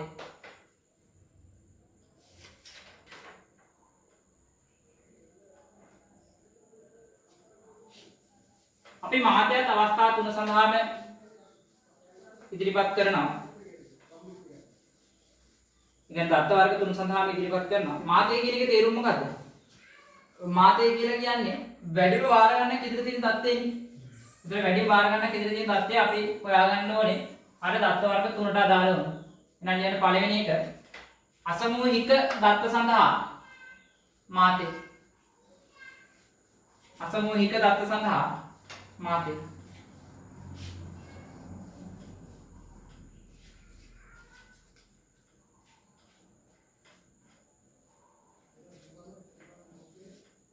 යන මෙහිදී වැඩිම වාර ගණනක් යෙදී ඇති தත්ත්වය මෙහිදී වැඩිම වාර ගණනක් යෙදී ඇති தත්ත්වය මෙහිදී වැඩිම වාර ගණනක් යෙදී ඇති தත්ත්වය වැඩිම වාර ගණනක් යෙදී ඇති தත්ත්වය මාතේ ලෙස ගැනේ මාතේ ලෙස ගැනේ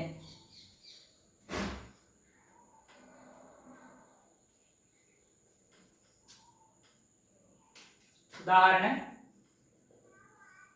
2 5 7 9 2 5 3 4 8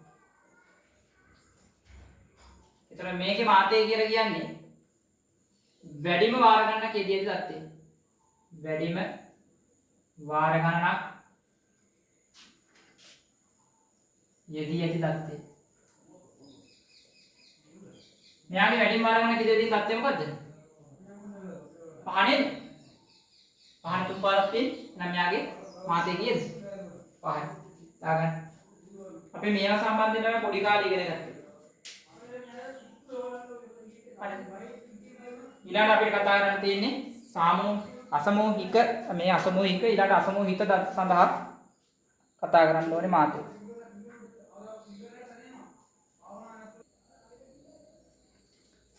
ඊළඟ කියන්නේ අසමූහිත දත්ත සඳහා මාතේ. අසමූහිත දත්ත සඳහා මාතේ.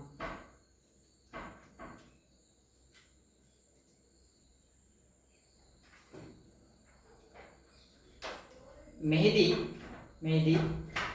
වැඩිම සංඛ්‍යාතයේ සහිත දත්තය මාතේ ලෙස ගන්න ලබයි.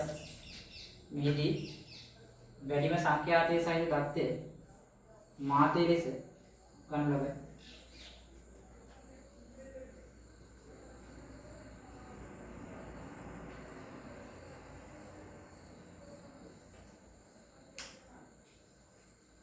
එතකොට මෙයාගේ මාතේ කියන්නේ මොකද්ද? මාතේ කියන්නේ වැඩිම සංඛ්‍යාතයේ සහිත දත්තය. සංඛ්‍යාතයේ සහිත දත්තය. වැඩිම සංඛ්‍යාතයේ සහිත දත්තය මොකද්ද? වැඩිම සංඛ්‍යාතයේ 10. 10 ඇතුළත වෙන දත්තය කියන්නේ 5.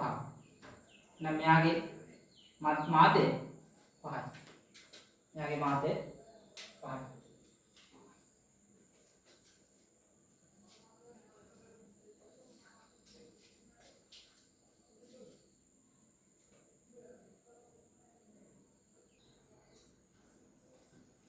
ඊළඟට තුන්වෙනි අවස්ථාව සාමූහික දත්ත සඳහා මාතේ. සාමූහික දත්ත සඳහා මාතේ.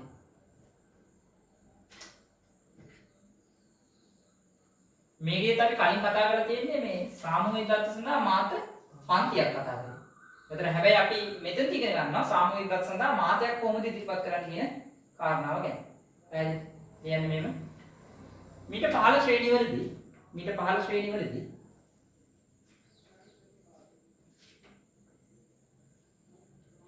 මාතේ ඇතුළත් පන්තිය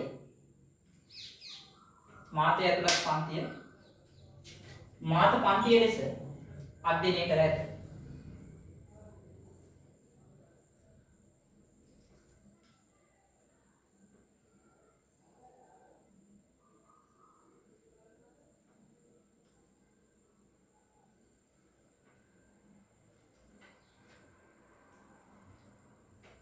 මේකෙත් තමයි මේ එතන මාත පන්ති කියන්නේ මොකද්ද? වැඩිම සංඛ්‍යාතයේ සහිත දත්තය ඇතුළත් පන්ති පාන්තර. පැහැදිලිද? ඒතර මේකෙත් මාතය පිළිබඳ ක්‍රම දෙකක් තියෙනවා. එකක් පස්තාරි ක්‍රමය, අනිත් එක බීජීය සමීකරණය පාවිච්චි කරනවා. කියන්නේ මෙහිදීද මාතේ සෙවීම සඳහා අප විසින් භාවිත කරන ක්‍රම දෙකකි. මේ දීර්ඝ මාධ්‍ය සෙවීම සඳහා අප විසින් භාවිත කරන ක්‍රම දෙකකි.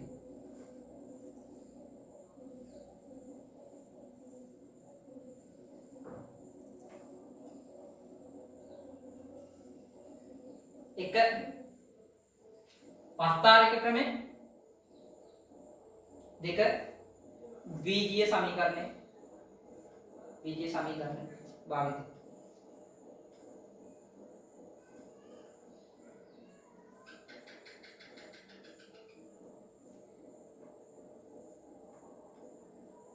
යන්න පස්තාරික ක්‍රමයේ මගින් මාතය සෙවීම. පස්තාරික ක්‍රමයේ මගින් මාතය සෙවීම.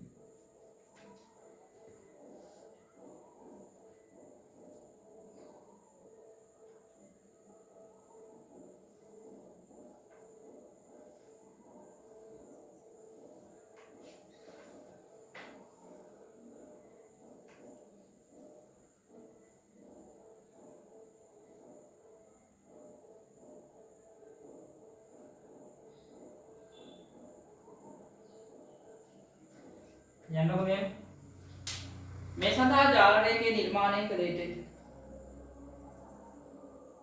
මේ සඳහා ජාල රේඛය නිර්මාණය කළ යුතුයි.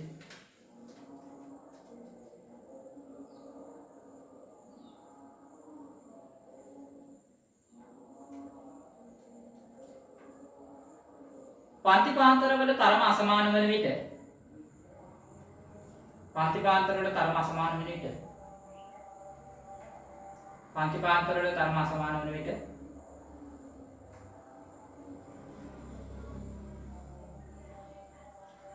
සංඛ්‍යාත ඝනත්වය සොයා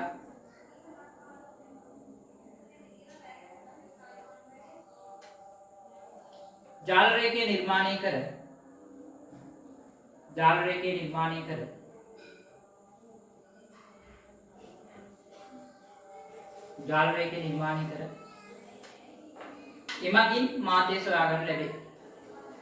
එමගින් මාතය සොයා ගන්න ලැබේ.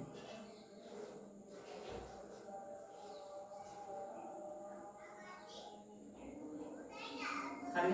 දැන් අපි මේක මෙහෙමයි. අර පොඩි කාලේ අපි ජාල රේඛයේ හද මේ අඳිනකොට ඒ ජාල රේඛ මේ පන්තිපාන්තර වල තරම සමා මේ තරම වෙනස් වෙලා තිබ්බොත් අපි ඒකට දාලා සංඛ්‍යාත පිළියෙල කිරීමක් කරා නේ. ඒ කියන්නේ දැන් මෙයාගේ ධර්ම කීයද තමයි? මෙයාගේ ධර්ම 10යි. මෙයාගේ ධර්ම කීයද? ඒත් 10යි. මෙයාගේ ධර්ම 20ක් වෙලා ගියේ. මෙයාගේ ධර්ම 10යි. එතන අපි කලේ මොකද්ද? මෙයාට අදාළ සංඛ්‍යාත ඝනත්වය හදාගන්න. දැන් මේක නම් 10ට අදාළව 6යි. මේක 10ට අදාළව 8යි. මේක තමයි දෙගුණයක් වෙලානේ දෙන්නේ. එතන මේ දෙගුණයක් වෙලින්ද මෙයාගේ සංඛ්‍යාතය අපි දෙකෙන් බෙදලා 5යි කියලා ගත්තා. මෙයාගේ 2යි. එතන අනිත් ඒවා එහෙමමයි. මෙයා තරම වැඩි වෙච්ච එකේ වැඩි වීමට අනුරූප හරි. එතකොට අපි මේකේ කතා කළේ සාමූහික සංඛ්‍යාත ව්‍යාප්තියක මාතය හොයන විදිය. පළවෙනි ක්‍රමේ පස්තාරික ක්‍රමයෙන් කතා කළේ. එතකොට අපි පස්තාරික ක්‍රමයේදී කරන්නේ මේ සංඛ්‍යාත බහුවස්ත්‍රය නිර්මාණය කරන්නේ. එතකොට සංඛ්‍යාත බහුවස්ත්‍රය නිර්මාණය කරනකොට මේ දින පන්තිපාන්තර ටික මේ දින සංඛ්‍යාත ටික. එතකොට මෙයාගේ පන්තිපාන්තර වල එක්තරා සමහර පන්තිපාන්තර තියෙනවා තරම වෙනස් වෙලා. එතකොට මේ පන්තිපාන්තරයේ තරම 20 අනිත් ඒවා 10. එතකොට මේ 20ට අනුරූපව මෙයාගේ සංඛ්‍යාත සකස් කරගන්න ඕනේ. එතකොට මෙයා දෙගුණයකින් වැඩි වෙලා ඉඳලා අනිත් ඒවාට සාපේක්ෂව මෙයා දෙකෙන් බෙදලා ගන්න ඕනේ සංඛ්‍යාතය. දැන් තමයි මේකට අපි මේකට අදාළව සමුච්චි මේ මොනවාද? ජාල රේඛය නිර්මාණය කරන්නේ. එතකොට මේ තියෙන්නේ පන්ති ප්‍රාන්තර, මේ තියෙන්නේ සංඛ්‍යාතය. එතකොට මෙයාගේ බිඳුව 10 20 30 40 50 අපි සංඛ්‍යාත ගමු 2 4 6 8 කියලා. එතකොට බිඳුවයි 10යි අතර මෙයාගේ ඉත තීරය ගත්තොත් එimhe 6යි උස 6යි එනේ මෙතනින් ගියා. ඊළඟට 10යි 20යි අතර 8යි මෙතනින් ගියා. ඊළඟට 20යි 40යි අතර 20යි 40යි අතර මේ දිග. එතකොට මෙයාගේ පළල 5 වෙනවා. පළල 5යි කියලා කියන්නේ මෙතන. ඊළඟට 40යි 50යි අතර 2යි කියන්නේ මේවා. හරි. එතකොට ළමයි අපි මෙයාගේ මාතය හොයන්නේ මෙයාගේ මේ උසම තීරය තියෙනවනේ. උසම තීරයට අදාළව අපි නිර්මාණයක් කරනවා මෙන්න මේව. මෙතන ඉඳලා මේකයි මේකේ වඩා යා කරනවා. ඊළඟට මෙතන ඉඳලා මේකයි මේකයි යා කරනවා. එතන මේ රේඛාදික ඡේදන තැන තියෙනවනේ. අන්නේ ඡේදන තැනට අදාළ මෙතන තියෙන අගය තමයි අපි මාතේ කියලා කතා කරන්නේ. අපි මාතේට සංකේතයක් දෙනවා m not කියලා. මාතේ සංකේතයක් දෙනවා m not. එතන මෙතන යාගේ අපි මේක මේ පරිමාණයට අනුව අඳින්නේ. පරිමාණයට අනුව අඳිනවා නම් මට m not යාගේ කියව ගන්න පුළුවන්. පැහැදිලි නේ? අපි විස්තරේ කලින් කිව්වනේ. හරි.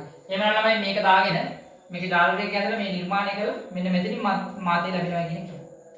මෙතනින් මාතේට අපි සංකේතයක් දෙනවා m not කියලා. දාගන්න.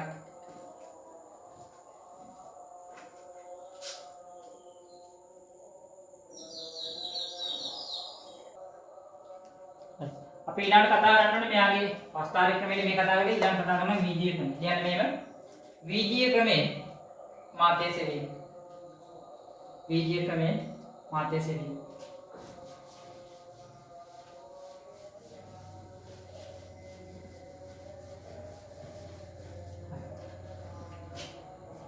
වීජීය ක්‍රමයේ මාතේ වෙනකොට අපි මම මේ වස්තාරයෙන් පාවිච්චි කරන්නේ සමීකරණයක් ගොඩනගා ගන්න. මම මේක A මෙතන B මේක O කියලා ගන්නවා. මේක C මෙයා D කියලා ගන්නවා. එතන මේ තියෙන පන්තිපාන්තරයේ තරම මම ඒක C කියලා ගන්නවා. ඊළඟට මෙන්න මේ දිග D කියලා ගන්නවා. මම මෙතන මේව නිර්මාණයක් කරනවා කඩේ එකක් ගාලා. දැන් අපිට පේනවා AOB ත්‍රිකෝණය COD ත්‍රිකෝණය මොකද වෙන්නේ? AOD ත්‍රිකෝණය සහ AOB ත්‍රිකෝණය සහ COD ත්‍රිකෝණ සමරූපී වෙනවා. මම ලියුවේ නේද? AOD ත්‍රිකෝණය සහ COD ත්‍රිකෝණ සමරූපී වෙනවා. සමරූපී වුණාම පාදතර අනුපාත සමානයි. මම මේක ගන්නම් මෙන්න මේවා. මම මේක ගන්නවා තමයි ඩෙල්ටා 1 කියලා. මේ පද. මේක ගන්න ඩෙල්ටා 2 කියලා. එතකොට මට මෙතෙන් ඉන්නේ නේද? ඩෙල්ටා 1 බෙදීම. එතන මෙයාට අනුරූප අනිපාතය කියන්නේ මොකද්ද? CD. එතන AB ට අනුරූප අනිපාතය CD. ඒ කියන්නේ ඩෙල්ටා 2. ඩෙල්ටා 1 බෙදීම ඩෙල්ටා 2 අනුපාතය සමානනවා. මම මෙතනදී කීයද? පොඩි ත්‍රිකෝණේ D. මෙතනදී මේක D කීයද? ලොකු එකේ C න D. එතන D බෙදීම C න D කියලා. පැහැදිලිද? දැන් මට මෙතනින් හරස් ගුණ කරොත් එහෙම මට වෙනවා ඩෙල්ටා 1 වතාවක් C ඍණ D සමානයි ඩෙල්ටා 2 වතාවක් D. එතකොට මෙතන C ඩෙල්ටා 1 සමානයි ඩෙල්ටා 2D ගන්න ඩෙල්ටා 1 D කියලා. එතන මෙතනින් C ඩෙල්ටා 1 සමානයි D එකට දැම්මොත් ඩෙල්ටා 2 දාන ඩෙල්ටා 1. දැන් D යුක්ත කරන්න. D යුක්ත කරද්දී තමයි C වතාවක් ඩෙල්ටා 1 බෙදීම ඩෙල්ටා 1 දාන ඩෙල්ටා 2. මම මේ වෙන මරාණක් දානවා අපිට මතක තියාගන්න ලේසි වෙන්න. දැන් ළමයි මෙයාගේ මේ මාතේ කියන්නේ m not නේ. m not කියන්නේ මොකද? m not කියලා කියන්නේ තමයි මම මෙන්න මේකට මෙතන 10 කියන එක නමක් දෙනවා. මම ඒක ගන්නම් L1 කියලා. 10 කියලා. එතන මට මෙයා ලියලාගෙන m not කියලා කියන්නේ L1 දාන D නේ. හරි. නෑ m not කියන එක L1 දාන D කියලා. එහෙනම් L1 D කියලා කියන්නේ C ඩෙල්ටා 1 දාන ඩෙල්ටා 1 බෙදීම ඩෙල්ටා 1 දාන ඩෙල්ටා 2. මෙන්න අපේ සාමූහික සංඛ්‍යාත ව්‍යාප්තියක මාතේට අදාළ සමීකරණය. සාමූහික සංඛ්‍යාත ව්‍යාප්තියක මාතේට අදාළ සමීකරණය. හරි දාගන්න. මේකේ මේ කලින් අදපු පින්තූර තුල මේක ABC අරමන ටික දාගන්න. මේ ටික විතරක් ලියාගන්න සූත්‍රය ඔප්පු කරගන්න.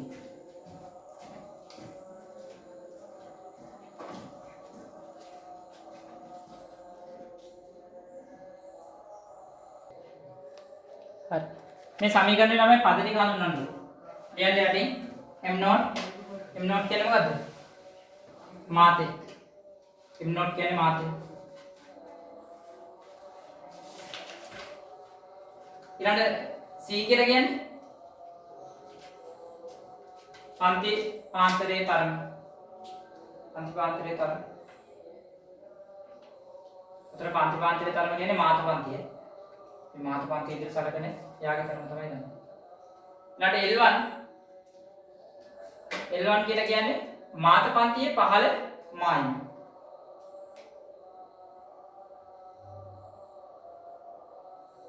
මාත පන්තියේ 15 මායිම.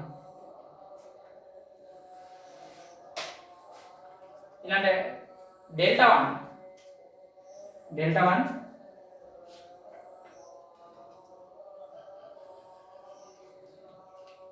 මාත පන්තියට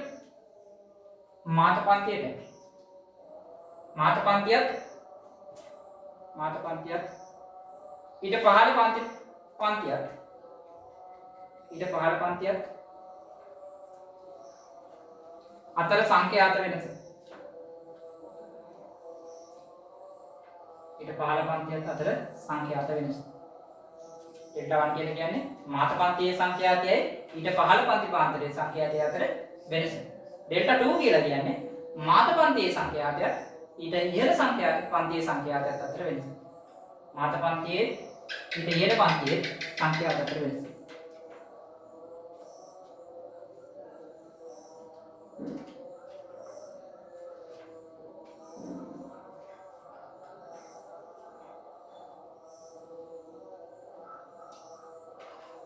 හරිද? ඊළඟට මට මේ ගණන් දෙක හදලා දෙන්න. මේ සාමූහික සංඛ්‍යාත ව්‍යාප්තියේ මාතේ වල දෙන්න සූත්‍රය පාවිච්චි කරලා විතරයි. සූත්‍රය පාවිච්චි කරලා මේකේ මේ මාතේ වල දෙන්න.